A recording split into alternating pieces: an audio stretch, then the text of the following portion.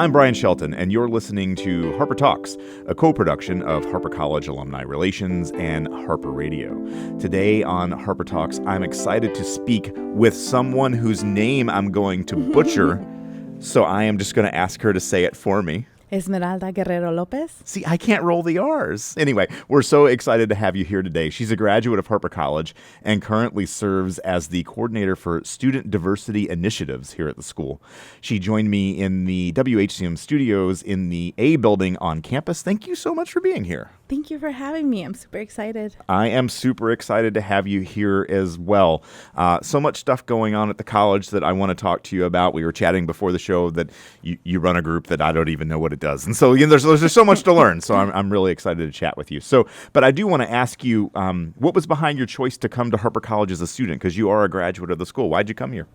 I think for me, it was always the support of continuing my education. I'm the first of 5, so first generation, undocumented at that time. And I had recently learned I was undocumented when it was time to go to college.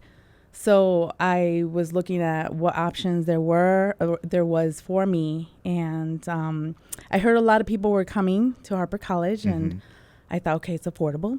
I'm going to be paying for this out of pocket because I learned that financial aid wasn't an option. I had not applied for scholarships, so I was kind of navigating and finding my way, and I found my way here.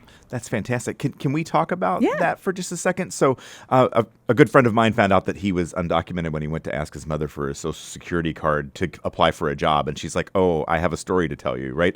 What was that like for you? Can I ask you about that? Is that okay? Oh, no, absolutely. Yeah. I'm very transparent with the process because I know that a lot of students are in this situation, and it's helpful to know that you're not alone, that our students are not alone in this experience and that process they go through. So for me, I had known something was different because my siblings, all born here, 4 of them, were able to go to Mexico, and I had to stay behind. And I always, I wasn't sure why, but I was like, okay, well, it's different for me. And it wasn't until that time that it came across. It's like, well, you are in a different path, or you don't have this. And my situation is different though, because I was fortunate to then be able to go through the path of obtaining a permanent legal Did residency. you go through the DACA program? No. DACA was, that was not in existence. Oh, okay. For me, or would it have been an option for me, based on when you have to have been here. But I was able to have a permanent residency and then become a U.S. citizen in my 20s. But when I started Harper College, for me, it was navigating all the information, being undocumented, the pressure of the financial piece, and then knowing that as the oldest of 5, I needed to pave the way to let them know that what I do and you follow, because we know our siblings follow everything. Right, yeah. That they would look to me to what I would do next. So there was no choice for me. I needed to pave the way. And so there were a lot of challenges and a lot of obstacles. And I think it was always keeping in mind that it's scary. Right. There's a lot of uncertainty, but eventually I came to learn that I wasn't alone. And that's the story that comes with Harper and the people here. Do you feel like we do a decent job helping undocumented students here now? I feel that I was a student back in 1998, so this is dating myself. Right, well, yeah. In 1998, there was nothing in terms of really what that meant for me and navigating that. It was very key people like Juanita Perez Basler, Frank Solano, Pascuala Herrera, who were here, who guided and provided support to our students. But now I believe that we have more information. I really feel that we are in that momentum being a Hispanic serving institution and capitalizing on this movement of the support we can bring to our students to really do more for what that means. But yes, there's more information, support, opportunities than before. Yeah. Did your siblings wind up going to school as well? They did. Yeah. So oldest of 5, and all of us are alum from Harper College. Oh, that's fantastic. It is. So my sister, who is Linda, she's a nurse from the nursing program. and now she's a manager in a hospital. And then my other sibling, Dulce Barraza, she works here. Oh, I know her. Yeah. Dulce works here. She obtained her master's, and my other two siblings are in social work, and they're all alum from Harper. So this family, Harper, really took us in and provided the support. And the people here made an impact in our lives. That's great. And look at the good that just your family alone is doing in the world, right? You know, 100%. from coming here. That's so awesome. That's really neat.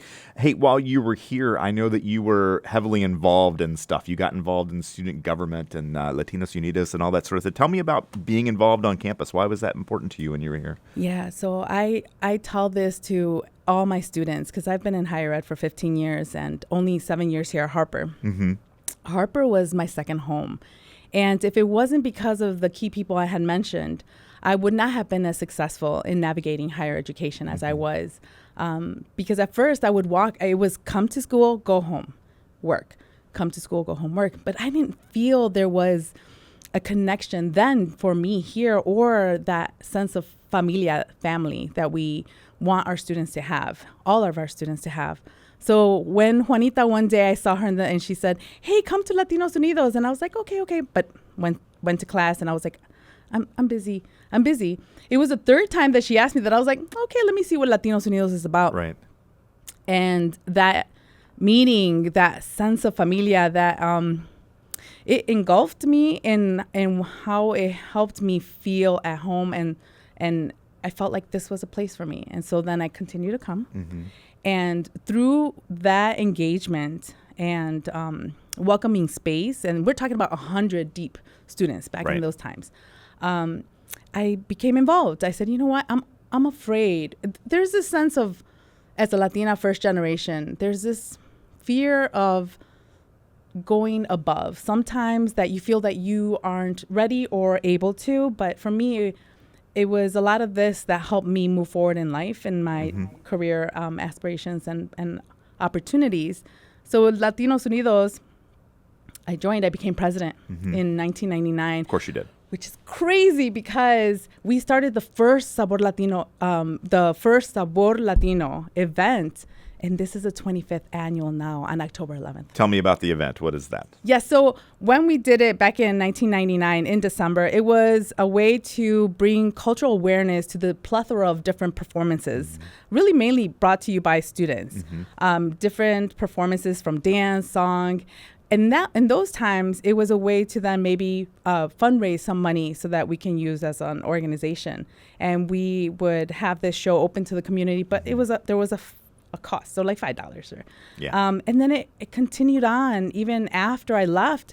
So when I came here to Harper College as a professional in 2017, and I was excited, I was thrilled to know that Sabor Latino was still happening. And then I became the advisor of Latinos Unidos, and since then we continue to have this opportunity. But here's the difference.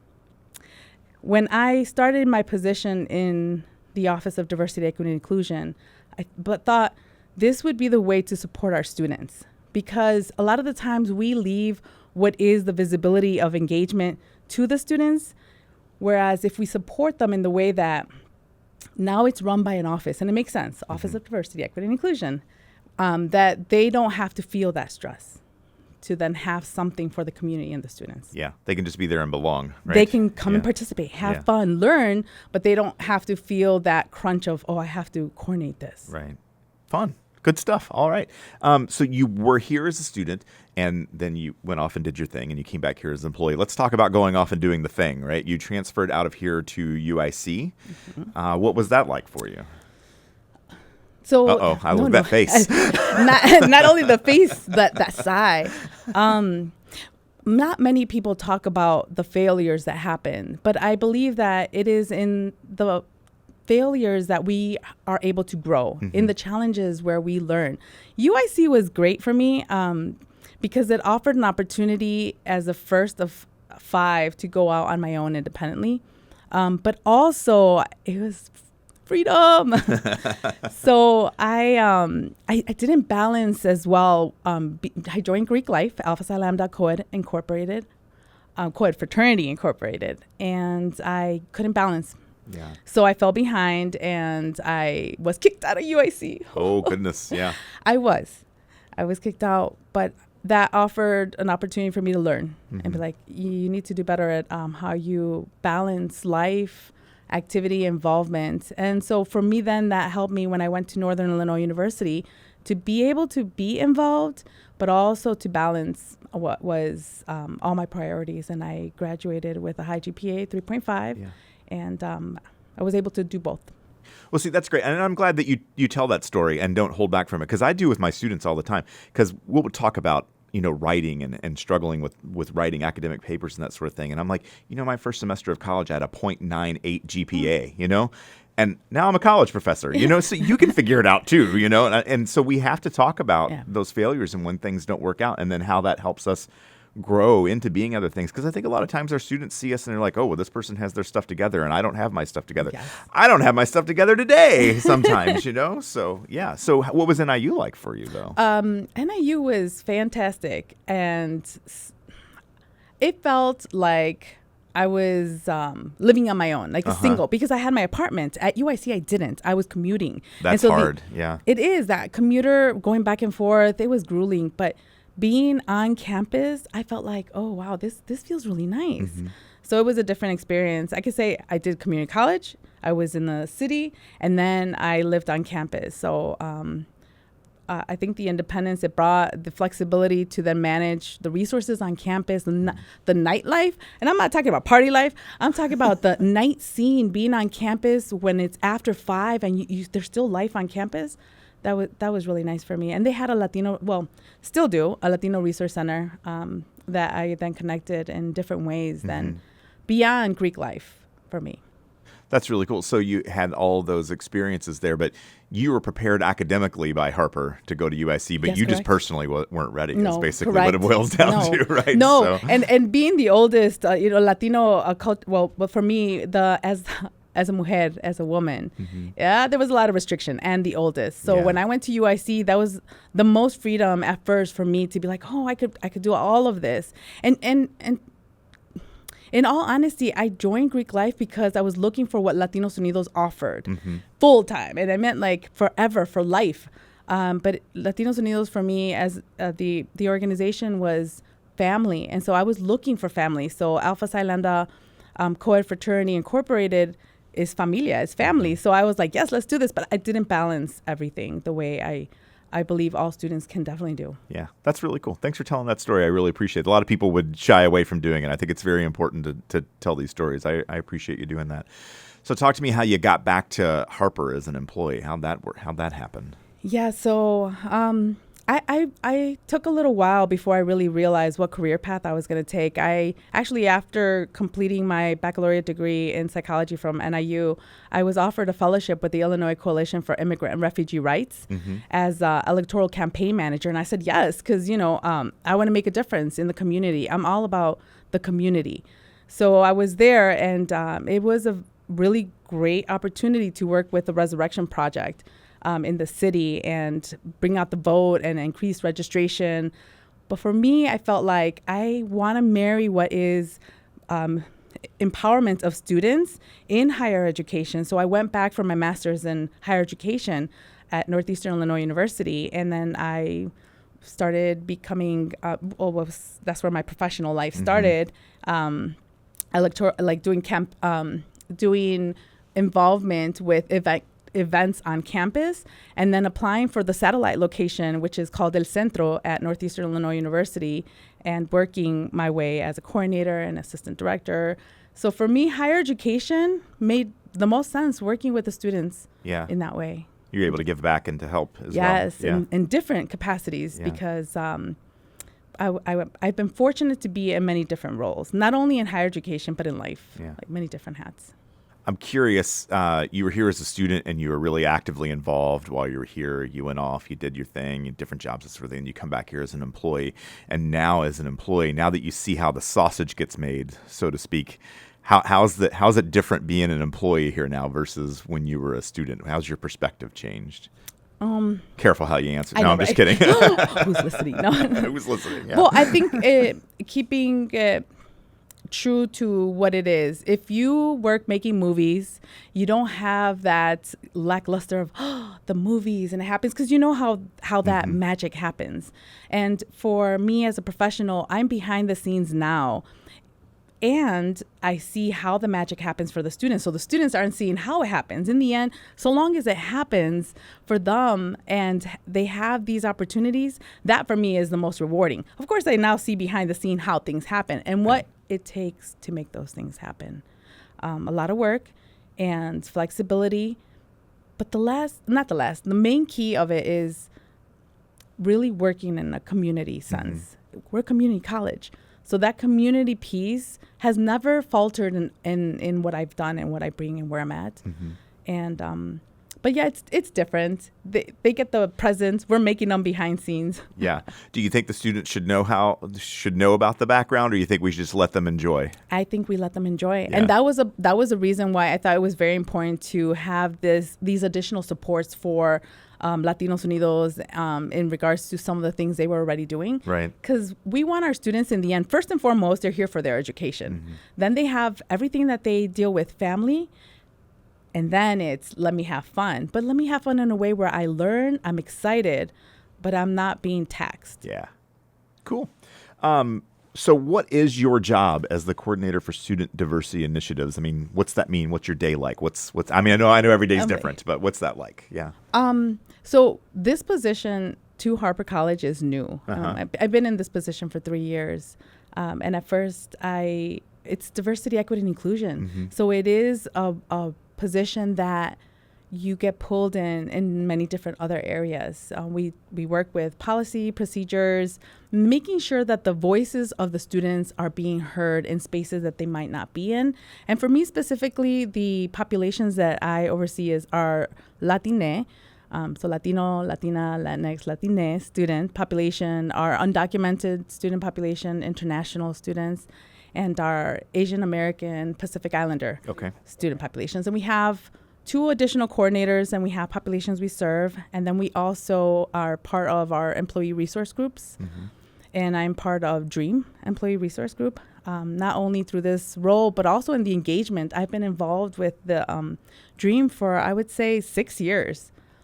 And it's being there for the students in a different way and managing the Glide Peer Mentorship Program. So the Glide Peer Mentorship Program starts for guiding learners intentionally to develop efficacy. Okay. Glide. Glide. Glide. And it then has 40 mentees and 10 mentors. So it's a peer mentorship program with the support of 2 coordinators, myself and Monica Shirley. And it has academic sessions, excursions. We do one-on-ones with the students. So it's a holistic way of supporting our students. Now, this program does look at our Black and Latinx students in terms of addressing the equity gaps for retention and persistence. And so it has a very high persistence rate, 90% persistence rate. The retention of our students is higher in comparison to our other students that also are in the similar, but not in the program. How does a student get in that program? So it is only a 1-year program. When they register or apply to Harper College, we get the list of the students. We send out mailings to see which students would like to be involved. We reach out to the students because there is a commitment of them attending these monthly sessions, the weekly meetings with the mentors, and that they're committed because they do receive a stipend of support to alleviate some of the financial burdens. So these students, we've had, in terms of the persistence of these students, as I was saying, very high because we invest in them as people. Like, they have access to 2 professionals that they can come to and say, hey, help me navigate this, or I understand your story is similar to mine. Can I talk to you additionally about this? And there's that high level of support and care. And so that's why I feel that that's something different that you can't maybe always do with very, very high volumes. Right. This is a boutique program, but it is effective because it is very tailored to have this type of relationship. What's it take to grow something like that, though? Does it make sense to scale that to a higher number, or you want to keep it small? I'm just kind of curious. I believe that if there is the scaling opportunity. It would just need to be looked through a different lens of how you could bring that and what that may look like. Because when we talk about excursions, we're talking about an opportunity to take a student to maybe see a play. And so that might not be always affordable, but it is doable. Right. Because, Brian, where there's a way, where there's a will, there's a way. It can happen. And I believe that as a community, we can really bring something like this to a larger number. Yeah. That's really cool. It's a really cool thing. And we were talking before we started the show that I didn't understand what the Glide program was, and now I know all about it, and I'm really excited about it. So it's really a cool thing that's happening here. That's neat. So I ask everybody who's on the show, what advice do you have for current Harper students? What I would tell my current Harper students is find your involvement and connect yourself. I can't stress to you how important it is to be connected, and whether that is with a student club or if you wanted to start your own, maybe perhaps, but be involved, because the more involvement and connections you have, this net that you create, you expand and you continue to expand. And in the future, these connections that you've made will come in and support you. Yeah. They will make a difference to you. Yeah. I tell students this all the time. You have to get connected with people while you're here. You have to meet people. You have to talk to people. And even if it's just stopping by a professor's office for office hours or something like that, because even at the most selfish level, it's like at some point you're going to apply for a scholarship or apply to transfer, and someone's got to write that letter for you. So even at the most selfish level, right, you've got to get to know people and talk to them. 100%. Right? I agree that. Yeah, I agree. Yeah. Esmeralda Guerrero Lopez is a Harper College graduate and serves as coordinator for student diversity issues at Harper College. If you're enjoying Harper Talks, please subscribe, and while you're at it, rate and review us so that others might find us. Harper Talks is a co-production of Harper College Alumni Relations and Harper Radio. Our show is produced by Shannon Hines. This episode was edited by Kobe Pozo. Our online content producer is Matt Byrne. Our theme music was created by Aiden Cashman. I'm Brian Shelton. Thanks for listening.